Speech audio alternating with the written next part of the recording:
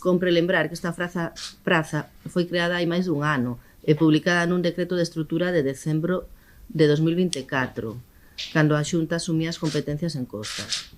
E nas mesmas condicións nas 3 provincias e coa mesma titulación requerida, arquitecto ou enxeñeiro de camiños, pola que non é unha decisión excepcional dedicada a min.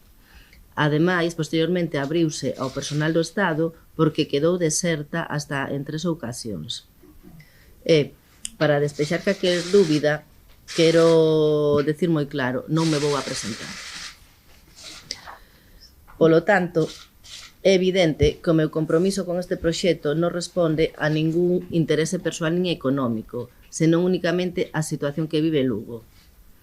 Unha moción de censura é un mecanismo democrático plenamente constitucional que se pon en marcha cando un goberno non cumpre o programa polo que foi elexido e que deixa de dar resposta aos problemas da cidade e perde a capacidade de xestión. A realidade de Lugo é evidente. Unha cidade parada, cun goberno incapaz de solucionar e dar respostas aos problemas do día a día da veciñanza. Tamén con falta de planificación a medio plazo. Neste contexto tomei unha decisión responsable desde a convicción de que Lugo precisa desbloquearse e avanzar. Sería máis sinxelo non facer nada, mirar para outro lado e deixar que todo siga igual. Pero esa non é a miña forma de entender a política, nin a vida en xeral. A miña decisión é firme, está baseada no compromiso con Lugo e na necesidade de abrir unha nova etapa para as cidades, para a cidade e os seus veciños.